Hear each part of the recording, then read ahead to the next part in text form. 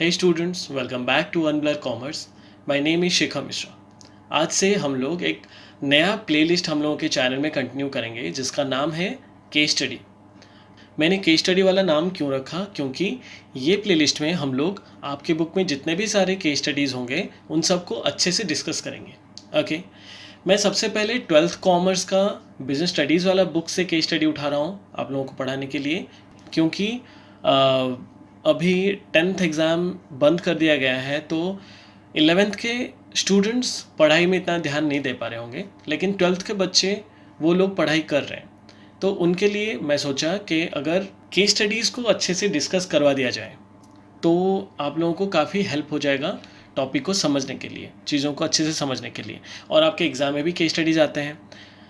जिनके एग्ज़ाम में case studies आते हैं उन लोगों को ये फ़ायदा होगा कि वो लोग एग्ज़ाम में केस स्टडीज़ को अच्छे से लिख सकते हैं और स्कोर अच्छा कर सकते हैं एग्ज़ाम में. Okay.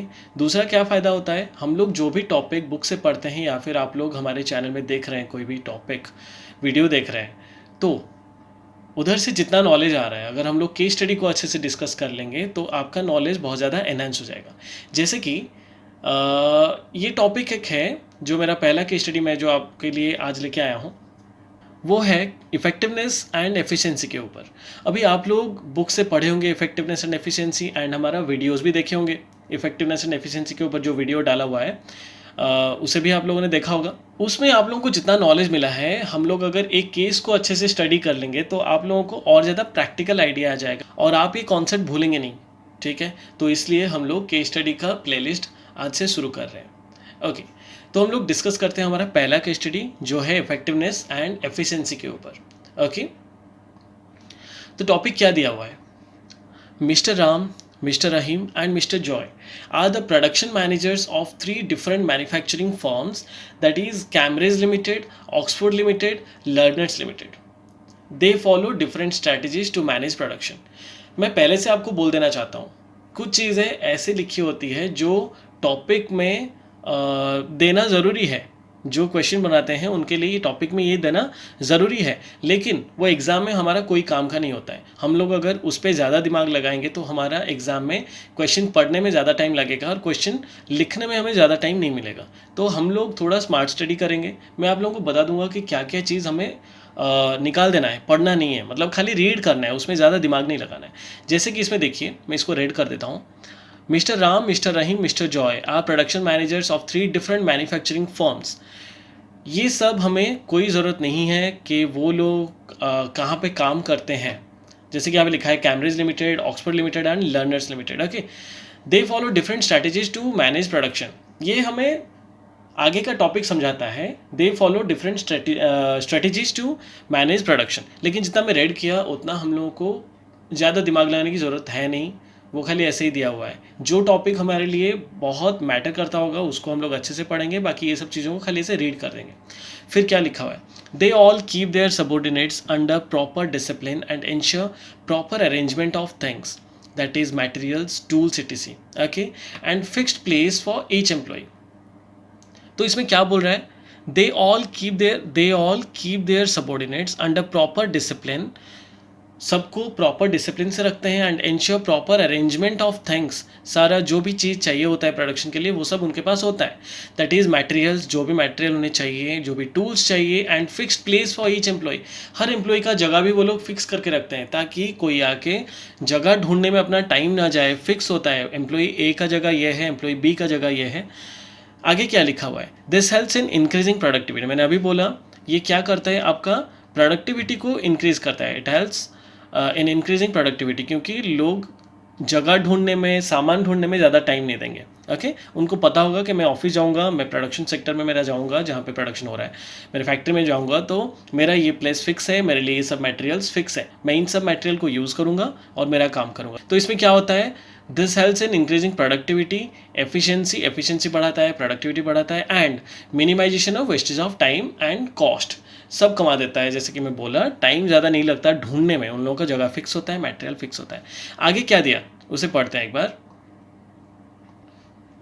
Due to power failure most of the times due to power failure most of the times Mr. Ram operates on double shift. Mister Ram क्या करते हैं, अगर पावर फेलियर होता है, काम नहीं कर पाते हैं, तो मिस्टर राम क्या करते हैं, डबल शिफ्ट करते हैं. दिन में अगर लाइन चला गया तो वो रात को भी काम करते हैं in order to complete target production. ये हमें चाहिए to complete target production. Okay, जितना उन्हें टारगेट दिया गया है उसको कंप्लीट करने के लिए वो रात में भी काम करते हैं.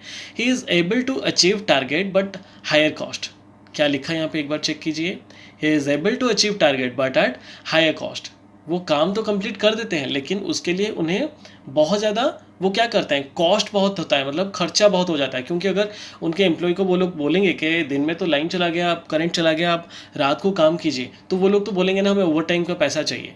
लाइट गया ये तो हमारा प्रॉब्लम नहीं है. वो क्या करते हैं, वो टाइम में जितना टारगेट है उनका वो कंप्लीट तो कर देते हैं लेकिन कॉस्ट ज़्यादा लग जाता है. देखिए कॉस्ट ज़्यादा लग जाता है. ओके, कॉस्ट तो लगना ही है. तो मिस्टर राम कैसे काम कर रहे हैं, हम लोग बोल सकते हैं कि वो इफेक्टिवली काम करते हैं. मैं इफेक्टिवनेस एंड एफिशिएंसी के बारे में थोड़ा बता दूंगा. ओके, तो मैं यहाँ पे बोल रहा हूँ कि मिस्टर राम इफेक्टिवली काम कर रहे हैं क्योंकि वो टारगेट अचीव कर रहे हैं. मैं यहीं पे बता देना चाहता हूँ इफेक्टिवनेस क्या होता है.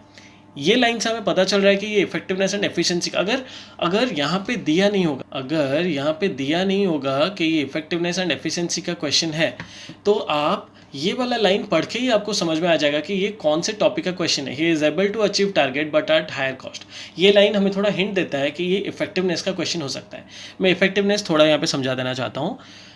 कोई भी काम को हम लोग अगर इन टाइम ख़त्म कर देते हैं, कोई भी काम को हम लोग अगर इन टाइम ख़त्म कर देते हैं तो हम लोग इफ़ेक्टिवली काम कर रहे हैं. मतलब हमें जो टाइम 5 घंटे में हमें बोला गया है 10 प्रोडक्ट प्रोड्यूस करना है, तो हम लोग वो 10 प्रोड्यूस कर दे रहे हैं. लेकिन हम ये नहीं सोच रहे हैं कि उसमें ज़्यादा पैसा लग रहा है, कि क्या प्रॉब्लम हो रहा है कि प्रोडक्ट ज़्यादा क्वालिटेटिव नहीं है. ये सब चीज़ मैं नहीं देख रहा हूँ. मैं क्या देख रहा हूँ, मुझे टाइम में काम करना है, मुझे टाइम के अंदर ही काम करना है. ओके, ये हो जाता है इफेक्टिवनेस. एंड एफिशिएंसी में क्या होता है, हम लोग क्वालिटी को चेक करते हैं, हम लोग अच्छे क्वालिटी में काम करते हैं, हम लोग अच्छे से टाइम देते हैं प्रोडक्ट बनाने में. तो हमें जब बोला गया कि 5 घंटे में 10 प्रोडक्ट बनाना है, तो हम 5 घंटे में हो सकता है 8 ही प्रोडक्ट बनाएं, लेकिन वो सब बहुत ही क्वालिटेटिव होता है.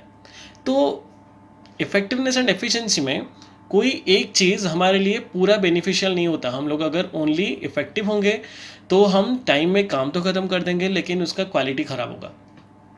हम लोग अगर प्योरली एफिशिएंसी में काम करते हैं तो हम क्वालिटी तो अच्छा दे देंगे लेकिन प्रोडक्ट का जितना टाइम में जो टारगेट होता है वो टारगेट हम लोग अचीव नहीं कर पाएंगे. ओके, इसलिए हमें दोनों करना पड़ता है, इफेक्टिवनेस एंड एफिशिएंसी दोनों को काम में लगाना पड़ता है. ओके, तो आगे हम लोग देखते हैं क्या दिया है. मिस्टर रहीम फिर क्या कर रहे हैं, main consideration is cost cutting. वो कॉस्ट कटिंग में ज़्यादा ध्यान देते हैं. Okay, so he concentrates more on producing goods with fewer resources. वो हर वक्त सोचते हैं कि कम रिसोर्स में कम पैसा खर्चा करके मैं चाहे एक भी प्रोडक्ट बनाऊं, प्रोडक्ट प्रोड्यूस करूं, लेकिन वो प्रोडक्ट क्वालिटी उसका अच्छा होगा और उसमें जितना मिनिमम रिसोर्स में वो काम हो सकता है. ऐसा नहीं कि क्वालिटी हम पर कर रहे हैं, वो क्वालिटी भी दे रहे हैं और रिसोर्स को कम यूटिलाइज कर रहे हैं, ऐसे वेस्ट नहीं कर रहे हैं. ओके, राइम का बात तो गया. आगे देखते हैं. He is unable to achieve target production. अब ये बोल ही दिए ये टारगेट प्रोडक्शन नहीं कर पा रहे. मैं भी बोला कि एफिशिएंसी जो करते हैं वो टारगेट अचीव नहीं कर पाते हैं और जो इफेक्टिव होते हैं वो कॉस्ट कटिंग नहीं कर पाते हैं, वो ज़्यादा पैसा खर्चा कर देते हैं, रिसोर्सेज का प्रॉपर यूटिलाइज नहीं कर पाते हैं. फिर क्या दिया, mister Joy uses minimum resources to achieve target production. तो मिस्टर जॉय क्या करते हैं, वो मिनिमम रिसोर्स को यूटिलाइज करते हैं, मिनिमम रिसोर्स यूज़ करते हैं और क्या करते हैं, टारगेट जितना दिया हुआ है प्रोडक्शन के लिए वो अपना टारगेट भी अचीव कर लेते हैं. And is also able to produce goods at lower cost. और क्या करते हैं, वो लोअर कॉस्ट में भी अपना काम कर देते हैं, कॉस्ट भी ज़्यादा नहीं देते हैं. तो हम लोग क्या देखें, मिस्टर राम रात को भी शिफ्ट किए, उसके वजह से वो ज़्यादा कॉस्ट हाथ से उनका चला गया, ज़्यादा खर्चा हो गया, तो वो इफेक्टिव हुए क्योंकि वो टारगेट अचीव कर लिए. मिस्टर रहीम क्वालिटी गुड्स दिए, रिसोर्सेज प्रॉपर यूटिलाइज किए और कॉस्ट कटिंग भी किए, लेकिन वो टारगेट अचीव नहीं कर पाए. तो मिस्टर रहीम क्या हुए, एफिशिएंसी उनका अच्छा है लेकिन वो इफ़ेक्टिव नहीं है. लेकिन मिस्टर जॉय जो थे वो दोनों का ध्यान रखा, इफ़ेक्टिव भी थे, एफिशिएंसी भी थे, क्योंकि वो टारगेट प्रोडक्शन जितना होना चाहिए उतना किए, लो कॉस्ट में किए, प्रॉपर यूटिलाइजेशन ऑफ रिसोर्सेज भी हुआ. तो ये एक एग्जाम्पल था इफेक्टिवनेस एंड एफिशिएंसी का। आई होप आप लोगों को समझ में आया होगा। एक बार हम लोग देखते हैं क्वेश्चन में क्या दिया हुआ है। Okay, in the above case, two important aspects of management have been highlighted. Okay, क्या हुआ है फिर, क्या क्या दो इंपॉर्टेंट टॉपिक है इसमें, which are alike two sides of the same coin, है ना। इफेक्टिवनेस एंड एफिशिएंसी एक कॉइन का दो साइड जैसा है, दोनों साइड चाहिए। एक कॉइन का अगर एक साइड होगा दूसरा नहीं होगा तो वो हमारे काम में नहीं लगता है। तो क्या बोला, which are alike two sides of the same coin, identify those two aspects. हम लोग ऑलरेडी आइडेंटिफाई कर चुके हैं, इनको शायद पता नहीं है। Identify the manager who has consider both aspects. Identify the manager, कौन ऐसा मैनेजर है जो बोथ द एस्पेक्ट्स को आइडेंटिफाई कर चुके हैं, बोथ द एस्पेक्ट्स को यूज़ कर चुके हैं, यूज़ किए हैं ऊपर। तो उनका नाम है जॉय। और वो जो दिया दो साइड है कॉइन का, दो टॉपिक के बारे में डिस्कस किए हैं, वो हो गया इफेक्टिवनेस एंड एफिशिएंसी। तो हमें पता चल गया आंसर में क्या लिखा हुआ है। पहला क्वेश्चन का आंसर है the two concepts referred above are effectiveness and efficiency. इसको मैं ग्रीन कर देता हूँ ताकि आप लोगों को दिखेगा अच्छे से। इफेक्टिवनेस एंड एफिशिएंसी, पता नहीं कौन सा कलर हो गया। Okay, mister Joy has considered both the aspects. मैंने अभी बोला जो सेकंड क्वेश्चन था, कौन ऐसे वो मैनेजर थे जो दोनों एस्पेक्ट को अच्छे से यूज़ किए हैं, वो होते हैं Joy. Mister Joy has considered both the aspect. तो इतना था हमारा केस स्टडी नंबर 1। हम लोग आगे ऐसे ही डिस्कस करते जाएंगे केस स्टडीज़ को, ताकि आप लोगों को और इजी हो जाएगा पढ़ाई करने में।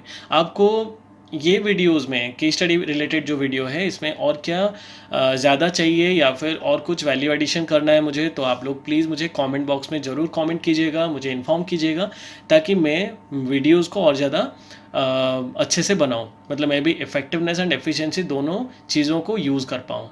Okay, all the best, take care, bye.